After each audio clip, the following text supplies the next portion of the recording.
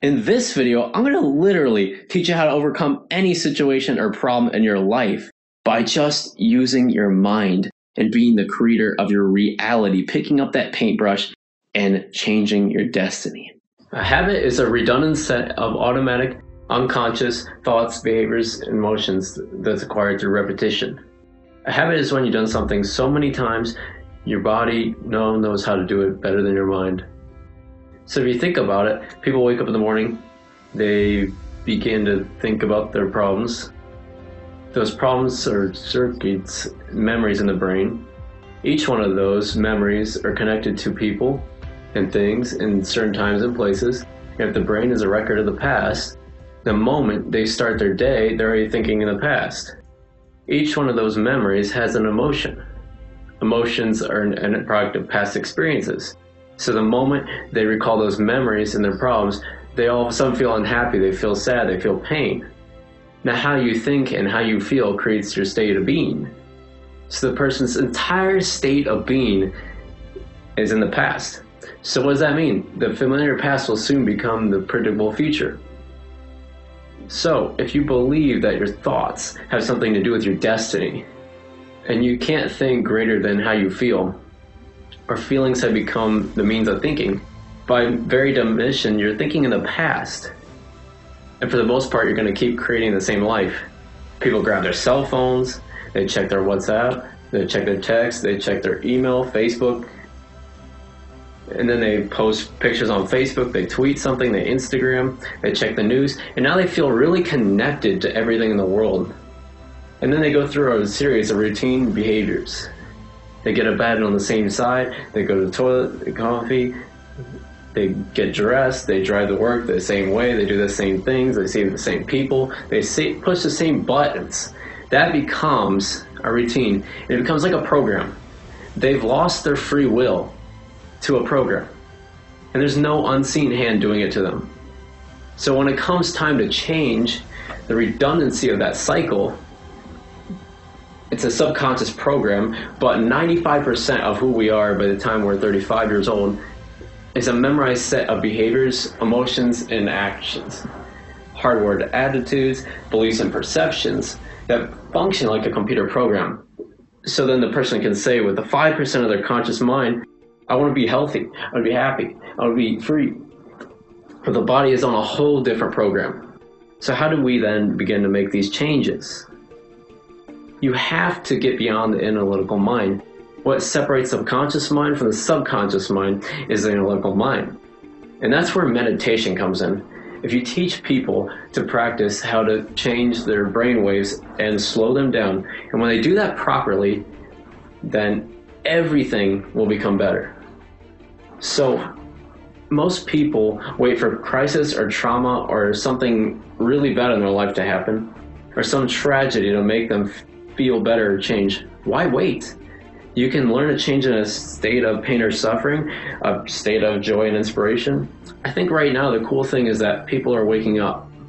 The stronger the emotional reaction you have to something in your life, the higher the emotional quotient, the more you pay attention to the cause. The moment the brain puts all of its attention on the cause, it takes a snapshot. That's called a memory. So long-term memories are created from very highly emotional experiences.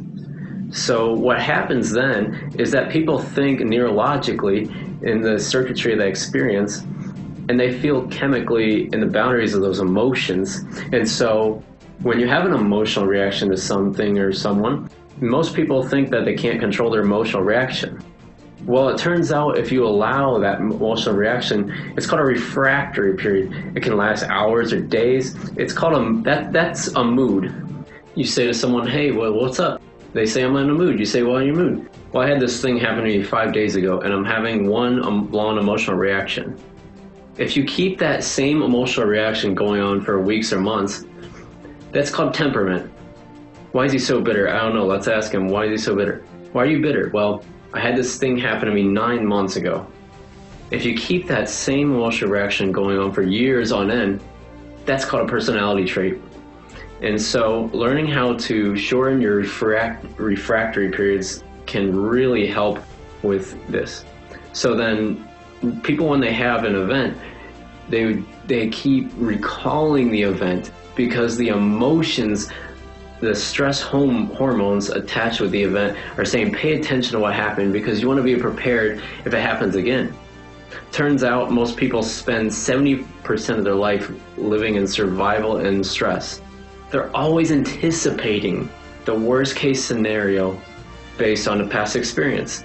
And they're literally, out of the infinite potentials in the quantum field, they're selecting the worst possible outcome. And they're beginning to emotionally embrace it with fear. And they're conditioning their body into a state of fear. Do that enough times, your body has a panic attack without you. You can't even predict it. It's programmed subconsciously. So then you say to the person, why are you this way? And they'll say it, I am this way because of this event that happened to me 15, 20 years ago. And what this means from a biological standpoint is that they haven't been able to change since that event. So then the emotions from the experience tend to give the body and the brain a rush of energy. So people become addicted to the rush of those emotions. And they use the problems and the conditions in their life to reaffirm their habilitations so that at least they can feel something. So now when it comes time to change and the person says, why are you this way? Every time you recall the event, they're producing the same chemistry in their brain, in the bodies, as if it's really actually occurring, firing and wiring the same circuits and sending the same emotions to the brain in the body. Well, what's the relevance behind that? Well, your body is the unconscious mind. It doesn't know the difference between the experience and the emotion that you're creating by thought alone. The body is believing it's living in the same past experience 24 hours a day, 7 days a week, 365 days a year. And so when those emotions influence certain thoughts, and they do, and then those thoughts create the same emotions, and then those same emotions influence the same thoughts, now the entire person's state of being is in the past. So then the hardest part about change is not making the same choices you did the day before, period. And the moment you decide to make a different choice, get ready because it's gonna feel really uncomfortable. The bigger thing is that we keep firing and wiring the same circuits and they become more hardwired. So when you have a thought and the program runs, but the emotion that follows the thought. If you have a fearful thought, you're gonna feel anxiety. If you feel anxiety, your brain's checking your body and saying, you're pretty anxious. You're gonna start thinking more corresponding thoughts equal to how you feel. Well, the redundancy of that cycle conditions the body to become the mind. So now when it comes a time to change, the person steps into the river of change and they make a different choice. And all of a sudden, they don't feel the same. So the body says you've been doing this for 30 years, so you're just going to stop feeling suffering and guilty and shame? I'm going to complain or blame or make excuses or feel sorry for yourself? Well, the body is in the unknown. The body wants to return back to the familiar territory. The body starts influencing the mind and says, start tomorrow. You're too much like your mother. You'll never change. This is never going to work for you. This doesn't feel right. And so if you respond to that thought as if it's true, that same thought will lead to the same choice, which will lead to the same experience, which will produce the same emotion. Your body is your unconscious mind. In a sense, if you're sitting down and you start thinking about some future worst case scenario that you're conjuring up in your mind, and you begin to feel the emotion of that event, your body doesn't know the difference between the event that's taking place in your world, your outer world, and what you create by emotion or thought alone. So most people then, they are constantly reaffirming their emotional states. So when it comes time to give up that emotion, they can say, I really want to do it. But the body is stronger than the mind because it's been conditioned that way by the program. The server right now has become the master, and the person now all of a sudden, when they step into that unknown, they rather feel guilt and suffering because they can predict it. Being in the unknown is a scary place for most people because the unknown is uncertain. A lot of people say you can't predict your future, but the best way to predict your future is to create it. Not from the known, but from the unknown. What thoughts do you want to fire and wire in your brain? What behaviors do you want to demonstrate in one day? The act of rehearsing mentally and closing your eyes, rehearsing the action. The action of what you want. By closing your eyes and mentally rehearsing that action, if you're truly present in meditation, the brain does not know the difference between what you're imaging and what you're experiencing in the 3D world. So then you begin to insert the neurologic hardware in your brain to look like the events that actually already occurred. Now the brain is no longer a record of the past, it's a map to the future. If you keep doing it, priming it that way over and over, the hardware becomes a software program, and who knows, you might just start acting like a happy person. The hardest part is to teach our body emotionally what the future will feel like ahead of the actual experience. So what does that mean? You can't wait for your success to feel powered. You can't wait for your wealth to feel abundant. You can't wait for your new relationship to feel love or your healing to feel whole. That's ultimately the reality, really, of cause and effect, of waiting of something outside of us to change how we feel inside of us. When we feel better inside of us, we pay attention to whatever caused it. But what that means then is that from the Newtonian world is that most people spend their whole life living a lack, waiting for something to change out there. The Newtonian world is all about the predictable. It's all about predicting the future. But the quantum model of reality is about causing an effect. The moment you start feeling abundant and worthy, you're generating wealth. The moment you're powerful and you start feeling that power inside you, you're stepping toward your success. The moment you start feeling whole, your healing begins. And when you love yourself and you love all of life, you are creating an equal, and now you're causing an effect. I think that's the difference between living as a victim in your world, saying I am this way because this person or that thing or this experience, they made me think or feel this way. When you switch that around, you're becoming a creator of your world. You're saying my thinking and my feeling is changing an outcome in my life, and that's a whole different game. And we're believing more that we are creators of reality. Does your environment create your thinking, or does your thinking create your environment? If you're not being defined by a vision of the future and you're left with the old memories of the past, then you will be predictable in your life. And if you wake up in the morning and you're not being defined by a vision of the future, as you see the same people and you go to the same places and you do this exact same things at the exact same times, it's no longer that your personality is creating your personal reality. Now your personal reality is affecting or creating your personal reality.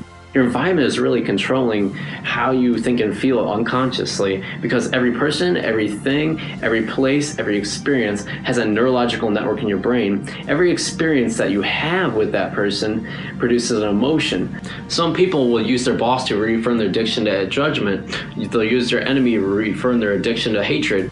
They'll use their friends to reaffirm their addiction to suffering. So now they need the outer world to feel something. So to change then is to be greater than your environment, to be greater than the conditions in your world. And your environment is really that seductive. So then why is meditation the tool? Well, let's sit down, let's close our eyes. Let's disconnect from the outer world in your environment. So if you're seeing less things, there's less stimulation in your brain. If you're playing soft music or you have earplugs in, less sensory information coming to your brain, so you're disconnecting from your environment. If you can set your body down and tell it to stay like an animal, stay right here, I'm gonna feed you. When we're done, you can get up and check your emails, you can do all your texts, but right now, you're gonna sit there and obey me. So then, when you do that properly, and you're not eating anything, you're not smelling anything, tasting anything, you're not out there experiencing anything, feeling anything, you would have to agree with me that you're being defined by a thought, a single thought. So when the body wants to go back to its emotional past, and you become aware that your attention is on that emotion, and where you place your attention is where you place your energy, you're siphoning your energy out of the present moment into the past, and you become aware of that, and you settle your body back down in the present moment. The body is looking for that predictable chemical state. Every time you become aware that you're doing that, your body is creating those emotions, and you settle back down into the present moment. You're telling the body, it's no longer the mind. I'm the mind. And now your will is greater than the program, the software. And now you keep doing this over and over again, over and over again. Just like training a stallion or a dog, it's just going to say, I'm going to sit. And the moment that happens, the body is no longer the mind, and it finally surrenders. There's a liberation of energy. You go from particle to wave, from matter to energy. We free ourselves from the chains of those emotions that keep us in the familiar past.